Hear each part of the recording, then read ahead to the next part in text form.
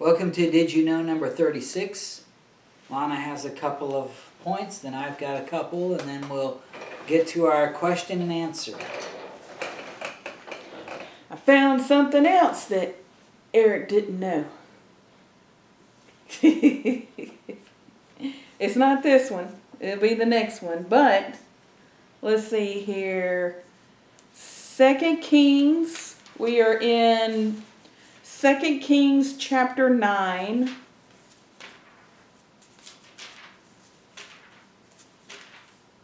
In the crispy section of your Bible.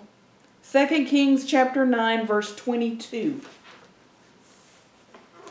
And it came to pass when Joram saw Jehu that he said, Is it peace, Jehu? And he answered, What peace? So long as the whoredoms of thy mother Jezebel and her witchcrafts are so many. Did you know that Jezebel was a witch? You knew she was evil, she was bad. But did you know she was a witch? Yeah, she was propagated the religion of Baal and the temple of Baal, so she was a witch in the Baal religion. All right. 2 Kings chapter 18. 2 Kings chapter 18 verse 4. He removed the high places and brake the images and cut down the groves and brake in pieces the brazen serpent that Moses had made. For unto those days the children of Israel did burn incense to it, and he called it Nehushtan. Did you know that Israel worshipped the brass snake or the brazen snake serpent that Moses had made? This was after God told Moses to make a brazen serpent, put it on a stick. Everybody that got bit by a snake would live if they looked at the snake on a stick. And that's a type of looking to Jesus for salvation, as Jesus points out in John 3. And so afterwards, then they worshipped the serpent on a stick. I did not know that. It just goes to show also when Satan requested Moses' bones, Israel would have probably worshipped that too. So. Yep. Okay, the two I have. First one is Ezra chapter 10.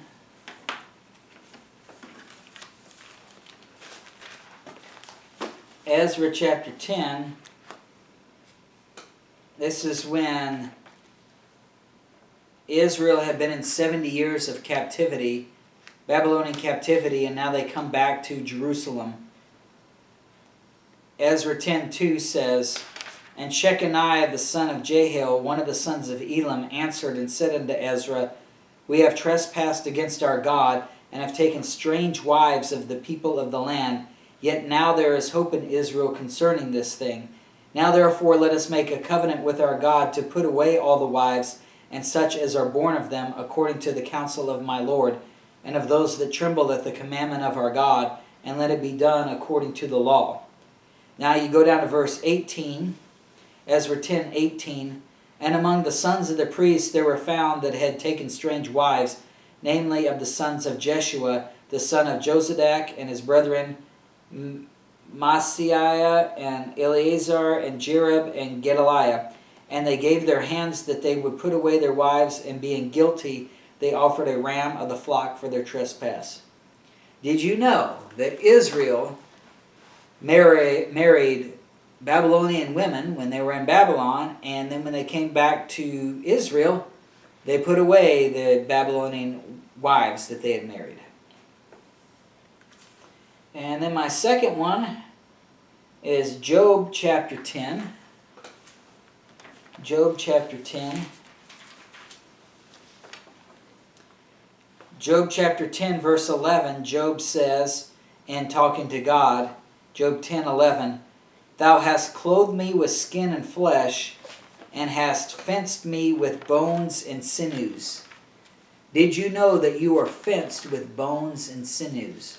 In other words, you think of a yard, you put a fence around the yard and that protects people from getting into your yard. Well, who you really are is who you are on the inside, your soul. You can't see the soul, so it's inside you. And God has put a fence around your soul, who you really are. And that's a fence of bones and sinews.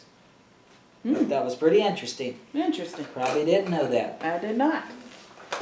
Okay, our question and answer.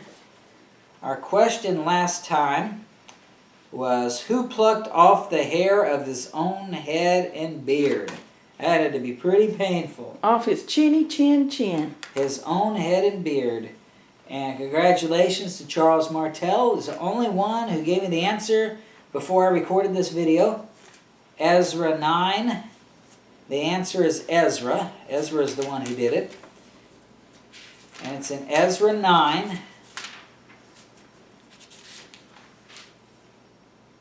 Verse 3. Ezra 9 verse 3. Ezra says, "And when I heard this thing, I rent my garment and my mantle, and plucked off the hair of my head and of my beard, and sat down astonied."